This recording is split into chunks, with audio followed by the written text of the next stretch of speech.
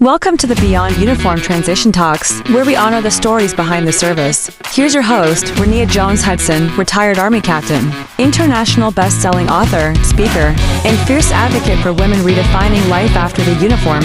With 21 years of service and a heart for healing, she's here to remind you, you're seen, you're supported, and you're not alone. Let's dive in. Welcome back to another episode of Living Unapologetically Beyond the Uniform. I'm your host, Renee Jones-Hudson, and today I have the pleasure of speaking with someone who has been amplifying the voices of the military women for years, Miss Amanda Huffman. She is a former Air Force civil engineer, a military spouse, and the creator of the Women in the Military podcast. And that has featured over 300 stories of women who have served. That's pretty impressive. She's also the author of A Girl's Guide to Military Service and Women of the Military, which helps the next generation navigate military life with confidence. Today, we're going to dive into her journey and her time in the uniform and the transition that followed, and how she's built a platform to ensure that the stories of other women, military women, are heard, valued, and celebrated. So get ready for a conversation filled with wisdom, resilience, and a call to action for all of us. So let's get into it. Welcome, Amanda. How are you? I'm great. Thanks so much for having me. I'm so excited to be here. I appreciate you taking up the call. Yes. So before we dive into anything, I really would like for you to just go ahead and tell us a little bit about yourself and, what led you to this point.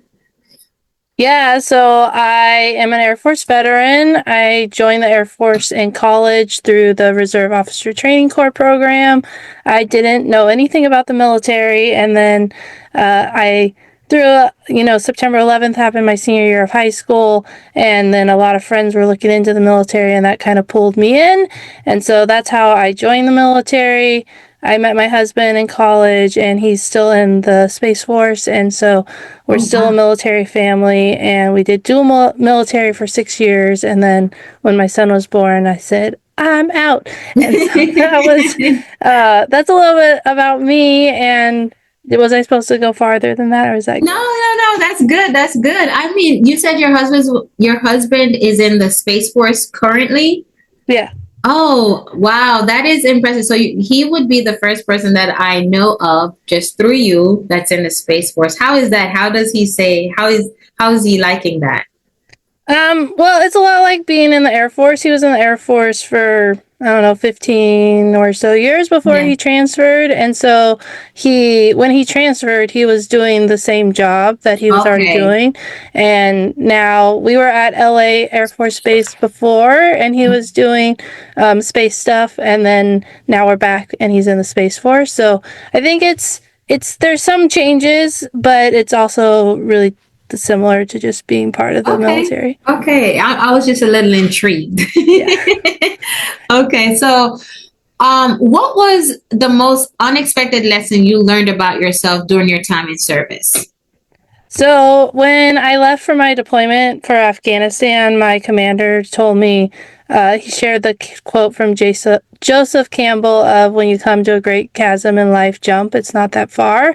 And I used that quote to do all the things that the military made me do that I didn't want to do. And so that was kind of like my lesson learned. And what I learned, because I had that quote, was that when you jump in life, it isn't that far. So it feels like really scary to do different things, but then you do them and you're like, oh, that was just like a little, that was just like jumping over a little stone. It was not like climbing a mountain. And so that was the biggest lesson I learned, is just because something seems really scary and you've never done it before, just do it and see what happens. And more than likely, it's not as bad as you actually think. Definitely. Still might be hard, but yeah, it looks harder than it is. And I can attest to that. Had many scares. I used to be significantly terrified of heights until I overcame the fear, and I'll do the action and I'm like, oh, That wasn't so bad. We're doing the most. Yeah. But yeah, you're right. It's not that bad. So were there any defining moments in your military career that shaped the work you do today?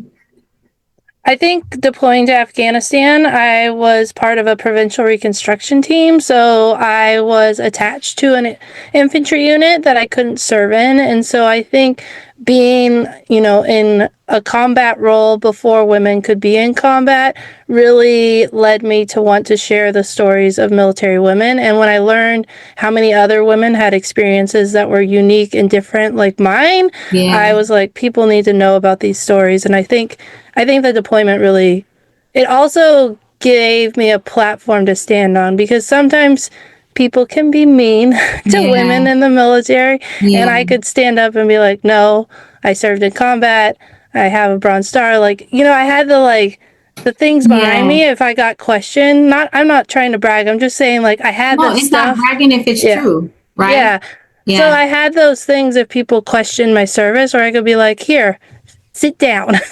And Yeah. so that gave me the confidence to do it. And I really wanted to stand up for the women who didn't have those accolades, but their service was still just as important and valuable. But it would be more challenging, I think, for them to get people to listen to them.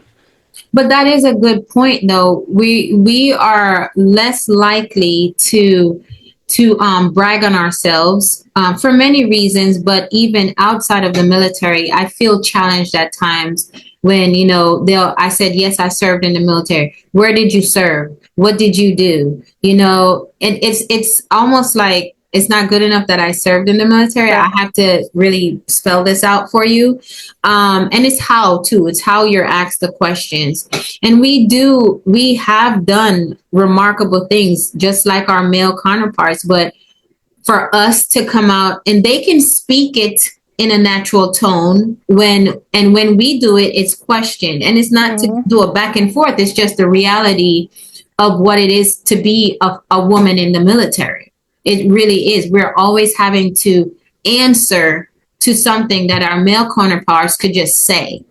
Right. Right. So I mean, I'm married to someone in the military, so it happens to both of us, and the reaction is very different. So yes. it's not like it's made up in my head. I've seen it over and over and Yes. over again. Yes. And I can attest to that too. I was dual military as well. So I feel you. I am right there with you. So yes, I appreciate the platform that you created. You have your Women of the Military podcast. And why I appreciate that is because in the same way that I'm trying to do is that you're trying to highlight that yes, we did some remarkable things. We are capable. We are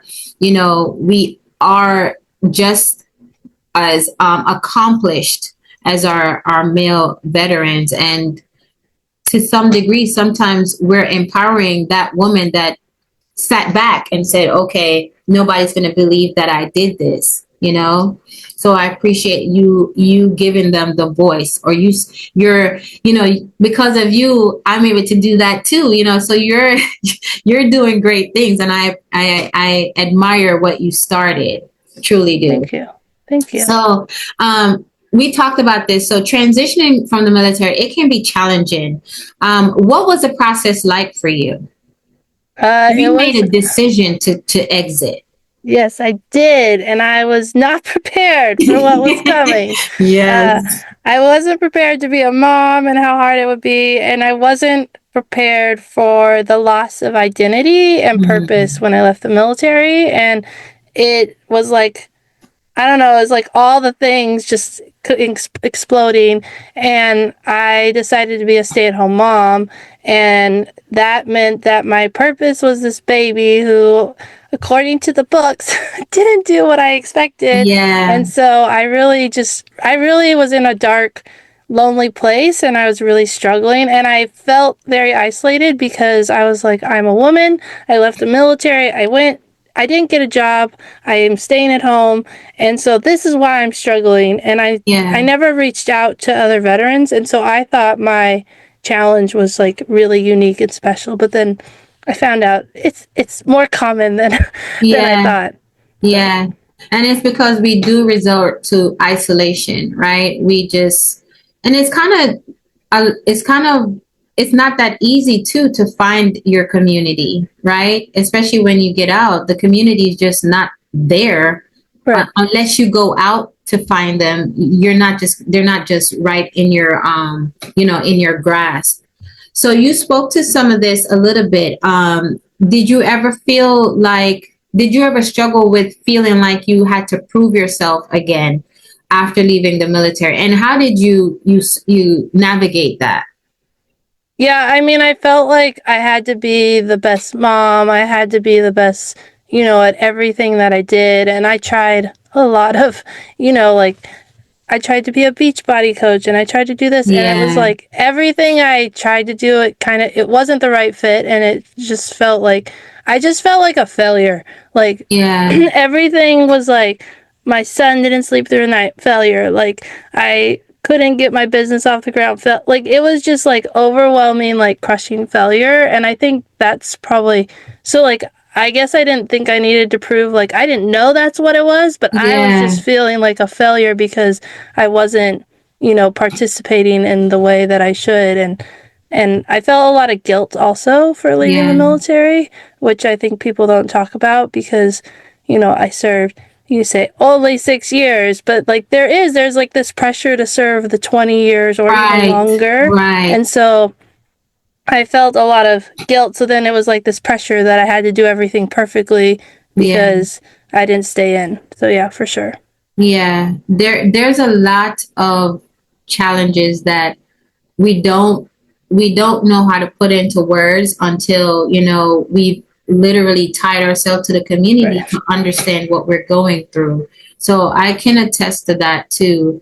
But the beauty is we're not going through those things alone. And it is one of the reasons my podcast exists and why yours exists is because we want to encourage women to, yes, we have to go out and find our community. In the military, it was right there. So we didn't have to work that hard at finding someone to talk to. But now it's different. Coming out of the uniform, you do try to prove, a lot. And you don't recognize, like you said, that you're trying to prove. You're trying to make up for things. You're trying to, cover up. Your ego plays a lot.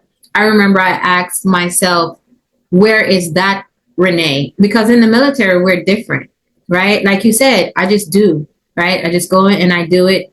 And I don't think about if it's hard or if it's easy or if I'm going to be able to do it. Right. You just do. But when you get out, all those resources, all that support is not there for you. Yeah. I mean, even like basic decisions, like, am I going to, like, you're right. When I got through my deployment, it was like, am I going to do this? No, it was like, I have to do this. So I'm going to use this quote because this is like my coping mechanism because the military is not saying, Amanda, do you want to go out on this mission? They're like, you're going. Yes. Go. Yeah. So your next mission is right. Unlike in the civilian world where it's like, what do you like? Even right now, I stopped podcasting and I'm like, what am I going to do next? And it's like so hard because I'm like, can't someone just tell me this is what you need to do? Yes. So. Yes. It's one of the things too. When I started getting coaching, it was having to make a decision for myself was like the hardest thing because I was so used to people basically telling me what needs to be done and I just follow suit. So now you're saying, what do you want to do? I don't know. Like, tell me what you want me to do. What do I want to do? Tell me. And then I will know. I love that. Can't you just tell me? Yes. You know what I want to do, so tell me. I love They're that. like, and business coaches are like, no, I actually don't know what you want to do. Like, you have to figure it out. Yeah. My business coach, she could tell when I was uncomfortable, and so she helped me use my body's cues to help me tell myself because I would be like, I'm fine, and I'd be twitching, and she'd be like, no, you're not fine. This is making you uncomfortable. I can tell. And so it's really funny to she's like, I know that you don't want to do this, and I'm like, really? I didn't know that. Your body is screaming, I don't want to do this. Right. So. Right. Our body's always telling us. Yes. Okay. So you built an incredible platform with the women in the military, sharing over 300 stories. Why was it so important to you to create this space? And we kind of touched on it a little bit, but if you can expand on that. Yeah. Yeah. So originally I was focusing on deployments because I had deployed and I didn't feel like a lot of people knew about like the experiences of veterans who deployed, specifically to Iraq and Afghanistan, because that was like top of mind. That Yeah. Afghanistan war was still happening. And so I wanted to focus on that. Well, so I did a call on the internet and I thought that it would be mostly men who would respond because mostly men are in the military. Yeah. Instead, it was almost all women with like a handful of men. It's kind of like the opposite of what you would Yeah. expect. And the stories of the women and their experiences of being deployed like blew me away because they were not what I was expecting. They were so different. They were so vast of like all the Yeah. different experiences. And it just was like remarkable to hear what women were doing. And even as a woman in the military, I didn't think about like what women were doing and what the role was or Right. what their impact in the military was. And then I read their stories and I was like, people need to know these. So I was like, who cares? Deployments, I don't care anymore. Let's focus on women. So I shifted focus, and that's when I started focusing on women. And I mean, I just learned so much about our history and connected with the women. And like, Yeah. I didn't know that I needed to talk to women veterans. Like you said, I didn't know that I needed to find community within the veteran community, but the Yeah. podcast helped me do that. So that was like a secondary thing that happened that I didn't expect, but it was really this like passion to learn the stories and Yeah. to realize there's not very many, especially, I mean, that was like 7 years ago. There were no stories really about women in the military, and it wasn't something people were talking about. And so I Yeah. just wanted to make sure people knew.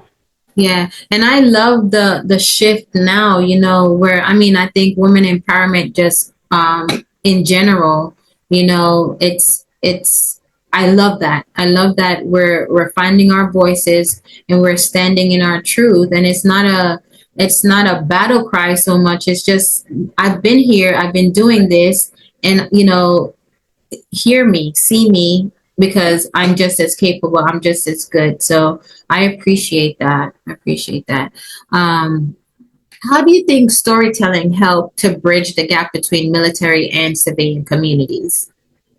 I think that storytelling allows people to like hear an experience instead of like so many times you see like a number or a statistic or something, and like when you look at numbers and statistics and data, it can be really like black and white and not emotional. But then when you hear a story and you have a number that goes with that statistic or that experience, then it changes like everything. Like if you've heard like all these people have had military sexual trauma, but you don't know anyone who's experienced it, then you don't really know like what that person's going through and the like tertiary effects. Like one of the first interviews I did, a woman, she shared about how she was, a guy tried to assault her. I guess he did assault her, but she was able to get away from him because she like slipped out and she ran away. But what happened after was the part that I thought was the most, I guess, disappointing, and like was the fact that her leadership didn't support her. Yes. And like those are the stories that like you can't see in a statistic. It's like, yes, it's happened, but like look how much. I mean, she had a service dog, for therapy to like years after the event, and she wasn't raped because she was able to get away. But the betrayal she felt by her leadership, who was supposed to protect her, those are like the stories that you can't really see in the data, and like just things like that happen to women where you see like, oh, this happens to women on a regular basis, but you don't see how it actually affects the rest of their life unless you hear their story. Yeah. This weekend I spoke at a conference, and when I looked back, or even when I was looking in the audience, I realized that part of our job is to bring awareness, because you have a civilian audience and they have an idea implanted in their heads of what they think the military is, for one, and then now a woman in the military, and then for me, a woman of color, and an immigrant. And there's so many variables to the women just being a woman in the military, you know. So as I was talking, I mean, just in a moment as I was talking, I felt so empowered because I'm like, now I'm helping them to understand. My story may not be as traumatic, but you're hearing my story, and now you understand that they're different, they're unique experiences to what we go through. You know, we don't, like you said, we don't talk about our emotions. We don't talk about the emotional impact so much, you know, but that's part of the story, right? The after effect, the impact after Right. an incident, you know. So all of that is the awareness piece to our audience to help them understand this is a thing. Yeah. Yeah. And it breaks down the bias of like, Yes. I mean, I'm a big believer in going in the classroom and like as much as I can, I love going to the classroom and talking to like first, second, third graders because when they then have the project of drawing a veteran, it's Right. amazing how many girls draw themselves. You know, Yes. or they draw a version of me, which Right. is like really cool because had I not gone and they were like draw a veteran, they would not They have draw drawn them. men. Yeah. Mm-hmm. You know what's funny though, Amanda, when I am doing, say I'm creating content and I need a picture of veteran, I end up using my picture a lot because the Yes, I pictures do. that comes up is, even when I put women veterans, you still see a lot of male pictures come up. And I remember one day I got so frustrated. I was like, this is crazy. So I was like, I'll just use my own picture, you know? So that's another thing I would love to see shift more picture. And maybe I'm just searching the wrong thing. I don't know. But honestly, but it did get a little frustrating to try to create content and find images. You know, even in that, it's very difficult. So I hated having to use my own image so much, Right. but I have to get permission to use other women's images. So why not just use mine? But even in that, so I admire you doing that too. And I do suggest and recommend that we start there. So these young ladies can see that, yes, you can draw yourself. You can draw a likeness of me, a likeness of Amanda, because now you're saying, I as a woman can serve. I as a young girl can aspire to be a female Right. in the military. So one of the things I do, um, I I do recommend for, you know, our female veterans or anyone just transitioning is to get to volunteer, to mentor, because like you said, that's a tremendous impact that you can have on a young lady's lives. You know, how do you speak to that, or you can add to that what you think about that service? Because I don't think a lot of us think to, let's just volunteer. You may not know what you want to do right now, right? You said you didn't have a plan, you weren't expecting. Go volunteer. Yeah, I mean, I've done a lot of volunteer opportunities, and I mean, first I started in the schools, and then I guess I first started with like mom groups, and this past year I've been leading a mom group, which is like leading 100 women, and I have so many things from this past year that I can use as like work experience because I'm running an organization that has 100 women and then I'm managing a team of like 20 women. Like those are things that are like real things that you can use. Yeah. And I'm also, investing in something that's really important to me. And so as a veteran and a human being, like that's always amazing. And so I think volunteering is so important, and so many organizations out there need volunteers, and so it's a great way to get both like a community because you're with people who probably have similar interests, and Yeah. then you also can get like work experience, especially if you're like lost and trying to figure out what Yeah. you want to do. Yeah. And that was going to lead me to my next question to you. Now, looking back at your journey, how has your identity shifted or evolved since leaving the military? It's changed so much. It's like so hard to say because I'm not even the same person. But I think I have learned how to be more conscious of what Amanda needs and like trying to focus. I'm still not very good at like taking care of myself. It's so much Yeah. easier to take care of my family and easily put myself on the back burner. Better like paying attention to what I need, and even like step away from the podcast was really hard, and it took me a few years before I actually did it. Yeah. But I knew that I needed to take that step to step back so that I could take care of myself and figure out what was next. And it took a lot of self-growth to like even realize like I was Right. burnt out and I needed to do something different. Yeah, we're so used to going that it is hard for us to recognize, and we may recognize it, but we still don't act on it, right? Right. You may know that, okay, my body is tired, my brain is tired, but I gotta take care of the kids. I gotta take care of the community that I created. I gotta show up because I can't let them down. Right. All while Yeah, we're letting for sure. ourselves down. Yeah. So, what advice would you give women who are either considering the military or transitioning out of it? Well, if you're joining, you should get my book, A Girl's Guide to Military Service. Yeah, we're gonna. But I really think you should do a lot of research and figure out what's right for you. Like, don't listen to the recruiter and what they think is right for you. Like, Yeah. figure out what's right for you. Learn about, like, the officer, the enlisted path. Learn about the different career fields. And then, like, once you figure out, like, what you want to do, don't sign the bonus. Don't, like, do what you want to do and then, like, stand in the mud and be like, no. Like, I want to be a medic in the Air Force. And the recruiter will say, like, it's impossible to do that. It's like, but they have medics in the Air Force. So it's obviously not impossible.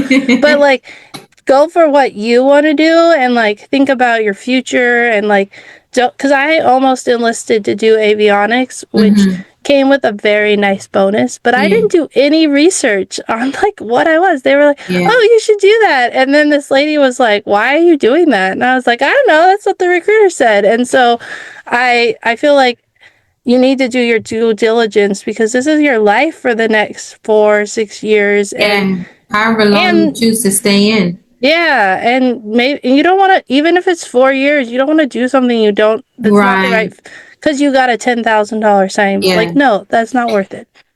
Yeah, I want to speak to that.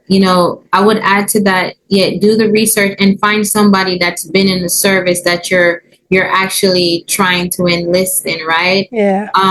If it's the Air Force, Army, whatever it is, you find someone that's been doing that.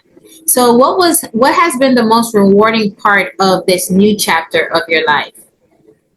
You mean post-military?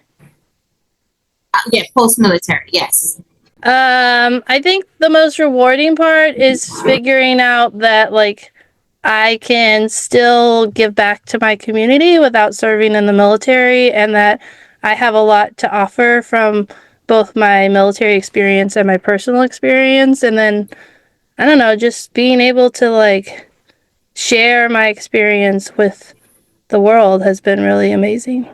Final question for you. So as a woman who has served and transitioned and built a new mission, how do you define success now that you're beyond outside of the uniform?